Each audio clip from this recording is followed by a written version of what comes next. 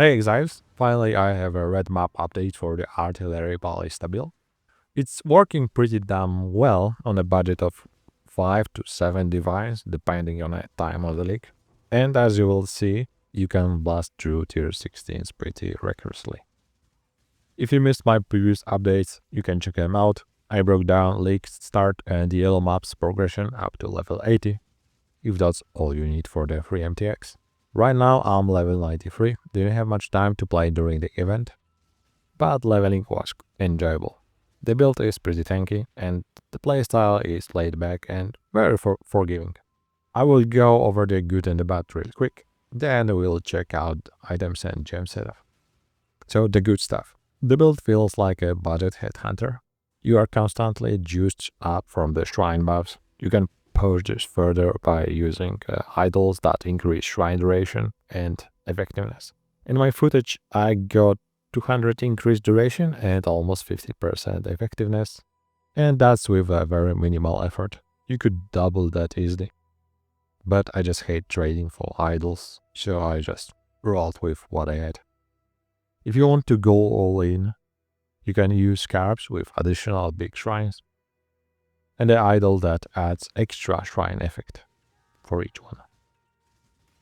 Effectiveness and duration scales perfectly, making shrine buffs almost permanent while mapping. And it's stupidly easy to almost hit 90% evasion chance and 90% resistances without any auras. Sure, sometimes you might not hit perfect shrine setup, and you won't cover every effect, but that wasn't really a problem, and the build have enough defensive layers to fill the lack of temporary missing shrine.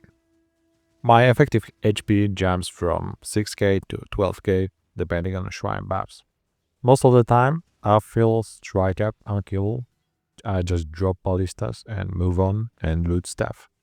Sure, you can die by doing some stupid stuff like waiting for a chaos effects. You are not supposed to tank everything on your face. There's some annoying stuff regarding the totem ballista builds.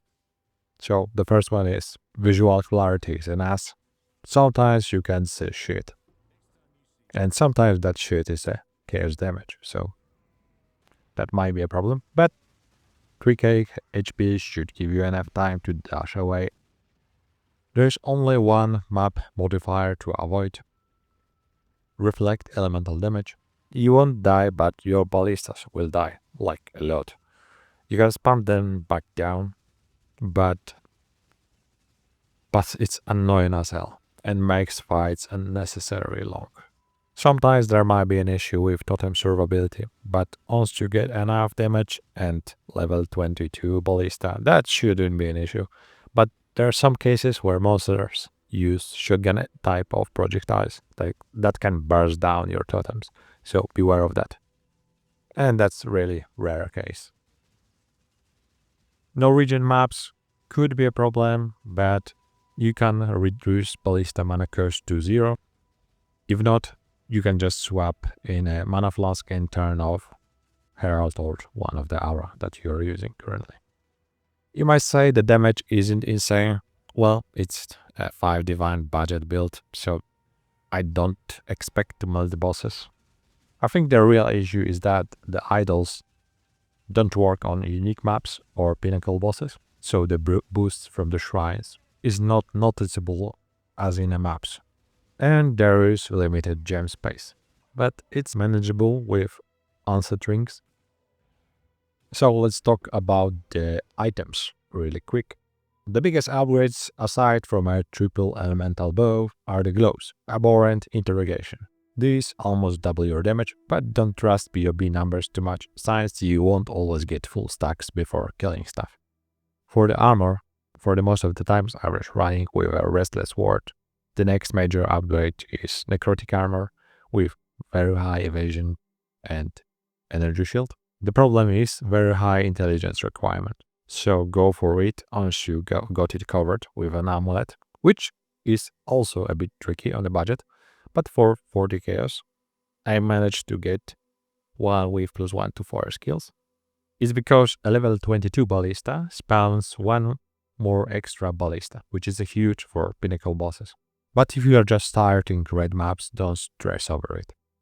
And for the body armor, you want increased haste effect, and annoying that supports the projectile damage or damage over time, and there's plenty cheap options like this one. For the rings, get reduced mana cost with quality, so Balista costs 0. My setup is not finished, so the Balista costs 3 mana, which means in no region maps I occasionally need a mana flask. For the quiver, get as much projectile speed as possible because I grabbed a node that converts projectile speed into the damage, so that hits hard and fast. In the boot slot, pick whatever you need, preferably high evasion plus life. The best buds should be Stygian-wise because it lets you add blind to the build with an Abyss Jewel, so that's another evasion boost for you. And in the helmet slot, I'm still using Quilmas. You can, at this stage, look for a corrupted version with something useful for you. The cheap options should be increased maximum life and can be blind. And let's go over the gem setup. So currently I'm using in my Balista setup Vicious Projectiles, Faster Attacks, Inspiration, and Unbound Ailments. Level 22 Artillery Ballista is mandatory if you have +1 from the amulet. If not, don't bother about. You can experiment with super gems. POB should show higher numbers with elemental damage support, but I prefer faster attacks for a 5-link. It feels way smoother and stacks more withered effect from the glows. For a 6-link, I'd probably go with elemental damage or added lightning cold damage, whichever is cheaper. In Utility setup, I'm using still a dash move as a movement skill. Frenzy generates charges that synergize with the unique helmet, and I started using Mark on Hit because I'm using Notable that adds 50% more accuracy, as this helps cap hit chance against the bosses. Aura setup should be slotted in rings. I'm going with a haste that boosted by a Supreme Ego, and the Herald of Agony helps us cap poison chance and adds additional 10% more damage. If you need extra mana or you can't use Herald of Agony, you can always cap poison chance with tattoos.